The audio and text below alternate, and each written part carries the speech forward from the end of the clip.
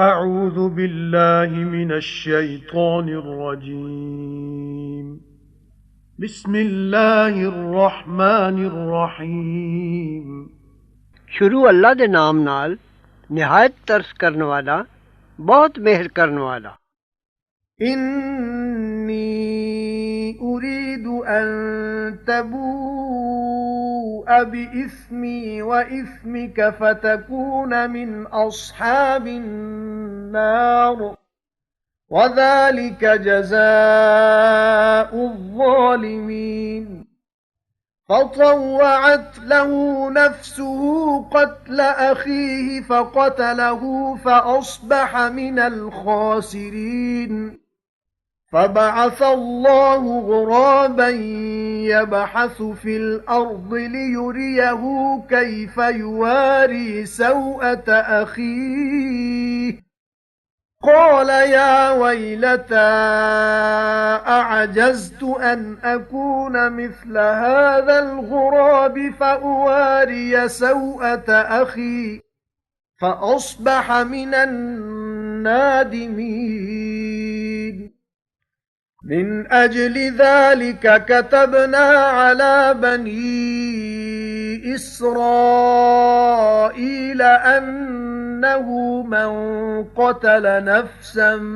بغير نفس أو فساد في الأرض فكأنما قتل الناس جميعا ومن أحياها فكأنما أحيا الناس جميعا وَلَقَدْ جَاءَتْهُمْ رُسُلُنَا بِالْبَيِّنَاتِ ثُمَّ إِنَّ كَثِيرًا مِّنْهُمْ بَعْدَ ذَلِكَ فِي الْأَرْضِ لَمُسْرِفُونَ إِنَّمَا جَزَاءُ الَّذِينَ يُحَارِبُونَ اللَّهَ وَرَسُولَهُ وَيَسْعَوْنَ فِي الْأَرْضِ فَسَادًا أَن يُقَتَّلُوا أَوْ يُصَلَّبُوا أَوْ تُقَطَّعَ أَيْدِيهِمْ وَأَرْجُلُهُم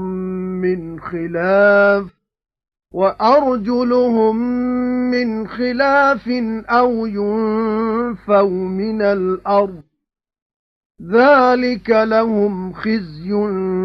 فِي الدُّنْيَا وَلَهُمْ فِي الْآخِرَةِ عَذَابٌ عَظِيمٌ إِلَّا الَّذِينَ تَابُوا مِن قَبْلِ أَن تَقْدِرُوا عَلَيْهِمْ فَاعْلَمُوا أَنَّ اللَّهَ غَفُورٌ رَّحِيمٌ मैं चाहना भाई लै मोड़े तू गुनाह मेरा भी ते गुनाह अपना भी फिर हो जावे अग दे रहन वालियां थी ते एहो ही सजा जालमां दी है। फिर राजी कीता ओनू ओदे जी ने अपने भरा दा खून करन उत्ते फिर मार दित्तो सू ओनू फिर हो गया घाटे वालियां थी। फिर भेजिया अल्लाह ने एक कां जमीन खोतर दा तां विखावे ओनू किस तरह कज्जे लाश अपने भरा दी आखन लगा अफसोस मैनू मैं एदों भी रह चुका जो होंदा मैं इस कां जिहा फिर कज दिंदा लाश अपने भरा दी फिर हो गया पछताण वालियां विचों। इस वास्ते असां लिख दिता बनी इसराइल उत्ते ਇਹ फरमान भाई जिन किसे इंसान नू खून दे बदले या जमीन विच फसाद पाने दे सिवा किसे सबबों कतल कीता उसने तेहा खून कीता सारियां लोकां दा ते जिन जवा दित्ती एक जान तेहा जवा दित्ता सारियां लोकां नू। पर ਉਹਨਾਂ ਦਾ ਹਾਲ ਇਹ ਹੈ ਜੇ ਜ਼ਰੂਰ ਲਿਆਏ ਉਹਨਾਂ ਕੋਲ ਸਾਡੇ ਪੈਗੰਬਰ ਨਿਸ਼ਾਨੀਆਂ ਸਾਫ਼-ਸਾਫ਼ ਫਿਰ ਵੀ ਬਹੁਤੇ ਉਹਨਾਂ ਵਿੱਚੋਂ ਪਿੱਛੇ ਇਸ ਦੇ ਮੁਲਕ ਵਿੱਚ ਦਸਤਦਰਾਜ਼ੀਆਂ ਕਰਦੇ ਨੇ। ਮਤਲਬ ਇਹ ਕਿ ਜਿਹੜਾ ਸ਼ਖਸ ਨਾਹਕ ਕਿਸੇ ਦੀ ਜਾਨ ਲੈਂਦਾ ਹੈ ਉਹ ਨਿਰਾ ਇੱਕ ਫਰਜ਼ ਉੱਤੇ ਹੀ ਜ਼ੁਲਮ ਨਹੀਂ ਕਰਦਾ ਬਲਕਿ ਇਹ ਸਾਬਤ ਕਰਦਾ ਹੈ ਜੇ ਉਹਦਾ ਦਿਲ ਇਨਸਾਨੀ ਹਯਾਤੀ ਦੇ ਇਹਤਰਾਮ ਤੇ ਹਮਦਰਦੀ ਦੇ ਜਜ਼ਬੇ ਤੋਂ ਖਾਲੀ ਹੈ। ਇੰਜੋ पूरी इंसानियत दा दुश्मन है। ਇਹਦੇ ਬਰਖਸ ਜੋ ਸ਼ਖਸ ਇਨਸਾਨੀ ਜ਼ਿੰਦਗੀ ਦੇ ਕਿਆਮ ਵਿੱਚ ਮਦਦ ਕਰਦਾ ਹੈ ਉਹ ਅਸਲ ਵਿੱਚ ਇਨਸਾਨੀਅਤ ਦਾ ਹਾਮੀ ਹੈ ਤੇ ਉਹਦੇ ਵਿੱਚ ਉਹ ਸਿਫਤ ਪਾਈ ਜਾਂਦੀ ਹੈ ਜਿਸ ਉੱਤੇ ਇਨਸਾਨੀਅਤ ਦੀ ਬਕਾ ਦਾ ਇਨਹਿਸਾਰ ਹੈ। ਜਿਹੜੇ ਲੜਦੇ ਨੇ ਅੱਲਾ ਤੇ ਉਹਦੇ ਪੈਗੰਬਰ ਨਾਲ ਤੇ ਦੌੜਦੇ ਫਿਰਦੇ ਨੇ ਮੁਲਕ ਵਿੱਚ ਫਸਾਦ ਮਚਾਉਂਦੇ, ਸਜ਼ਾ ਉਹਨਾਂ ਦੀ ਨਿਰੀ ਇਹੋ ਹੈ ਜੋ ਮਾਰ ਦਿੱਤੇ ਜਾਣ ਜਾਂ ਸੂਲੀ ਚਾੜੇ ਜਾਣ ਜਾਂ ਵੱਢੇ ਜਾਣ ਹੱਥ ਉਹਨਾਂ ਦੇ ਤੇ ਪੈਰ ਉਹਨਾਂ ਦੇ ਪੁੱਠੀ ਤਰਫੋਂ ਜਾਂ ਕੱਢੇ ਜਾਣ ਮੁਲਕੋਂ। ਇਹ ਤੇ ਹੋਈ ਉਹਨਾਂ ਲਈ ਭੰਡੀ ਦੁਨੀਆ ਵਿੱਚ ਤੇ ਉਹਨਾਂ ਲਈ ਆਖਰਤ ਵਿੱਚ ਮਾਰ ਹੈ ਬੜੀ। ਪਰ ਜਿਨ੍ਹਾਂ ਤੋਬਾ ਕੀਤੀ ਪਹਿਲੇ ਇਸ ਦੇ ਜੋ ਤੁਹਾਡਾ ਉਹਨਾਂ ਉੱਤੇ ਕਾਬੂ ਚੱਲੇ ਤਾਂ ਜਾਣ ਰੱਖੋ ਜੋ ਅੱਲਾ ਜ਼ਰੂਰ ਬਖਸ਼ਣਹਾਰ ਮਿਹਰਬਾਨ ਹੈ। يا أيها الذين آمنوا اتقوا الله وابتغوا إليه الوسيلة وجاهدوا في سبيله لعلكم تفلحون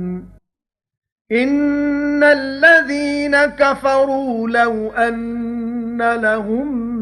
ما في الأرض جميعا ومثله معه ليفتدوا به من عذاب يوم القيامة ما تقبل منهم ولهم عذاب أليم يريدون أن يخرجوا من النار وما هم بخارجين منها ولهم عذاب مقيم والسارق والسارقة فاقطعوا أيديهما جزاء بما كسبا نكالا من الله والله عزيز حكيم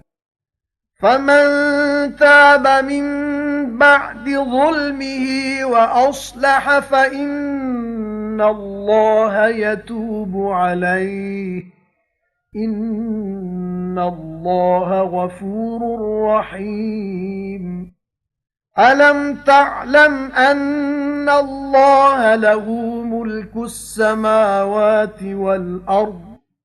يعذب من يشاء ويغفر لمن يشاء والله على كل شيء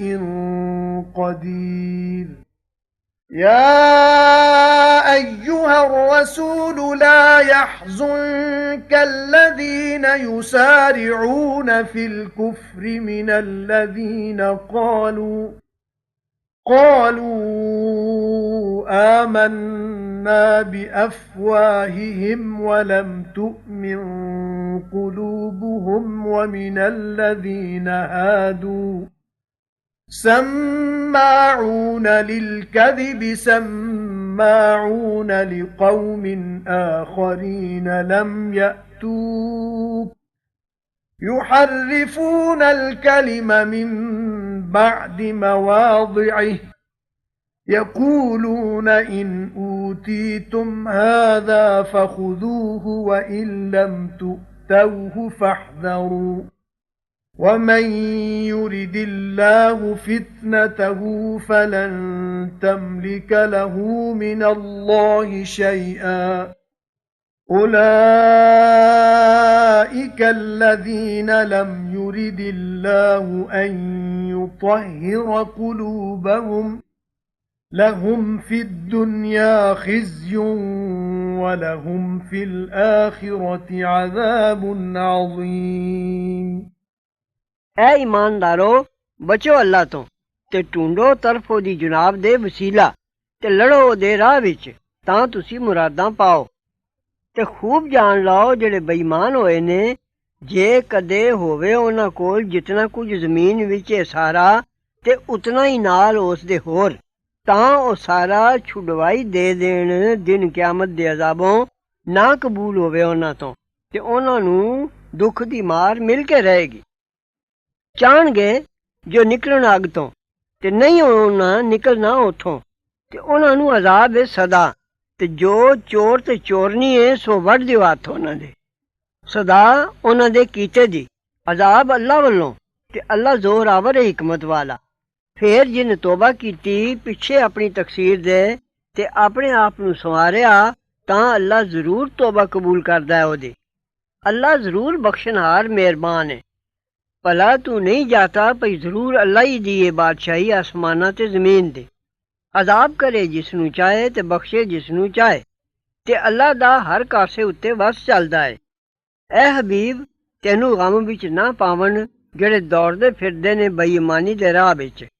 ਉਹ ਜਿਹੜੇ ਆਪਣੇ ਮੂੰਹਾਂ ਨਾਲ ਆਖਦੇ ਨੇ ਅਸਾਂ ਮੰਨਿਆ ਹੈ ਤੇ ਨਹੀਂ ਮੰਨਿਆ ਉਹਨਾਂ ਦੇ ਦਿਲਾਂ ਨੇ। ਤੇ ਉਹ ਜਿਹੜੇ ਯਹੂਦੀ ਬਣੇ ਨੇ ਬੜੇ ਸੁਣਨ ਵਾਲੇ ਝੂਠ ਦੇ, ਸੁਣ ਗੁਣ ਵਾਲੇ ਹੋਰ ਲੋਕਾਂ ਦੀ ਜੋ ਨਹੀਂ ਕਦੇ ਆਏ ਤੇਰੇ ਕੋਲ। ਬਦਲਦੇ ਨੇ ਅੱਲਾ ਦੇ ਕਲਾਮ ਦੀਆਂ ਗੱਲਾਂ ਨੂੰ ਉਹਨਾਂ ਦੀ ਅਸਲ ਜਗ੍ਹਾ ਛੱਡ ਕੇ ਤੇ ਆਖਦੇ ਨੇ ਲੋਕਾਂ ਨੂੰ ਜੇ ਇਹ ਮਿਲਿਓ ਜੇ ਹੁਕਮ ਤਾਂ ਲਈਓ ਤੇ ਜੇ ਇਹ ਨਾ ਮਿਲਿਓ ਜੇ ਤਾਂ ਬਚਿਓ। ਤੇ ਜਿਸ ਦਾ ਰਾਹ ਮਾਰਨਾ ਚਾਹੇ ਅੱਲਾ ਸੋ ਤੂੰ ਉਸ ਦਾ ਕੁਝ ਨਹੀਂ ਕਰ ਸਕਦਾ ਅੱਲਾ ਦੇ ਕੋਲ। ਇਹ ਲੋਕ ਉਹ ਨੇ ਜੋ ਨਹੀਂ ਚਾਹਿਆ ਅੱਲਾ ਨੇ ਜੋ ਪਾਕ ਕਰਦੇ ਉਹਨਾਂ ਦੇ ਦਿਲ। ਉਹਨਾਂ ਲਈ ਦੁਨੀਆ ਵਿੱਚ ਭੰਡੀ ਹੈ ਤੇ ਉਹਨਾਂ ਲਈ ਆਖਰਤ ਵਿੱਚ ਬੜੀ ਮਾਰ ਹੈ। صدق الله العظيم وصدق رسوله النبي الكريم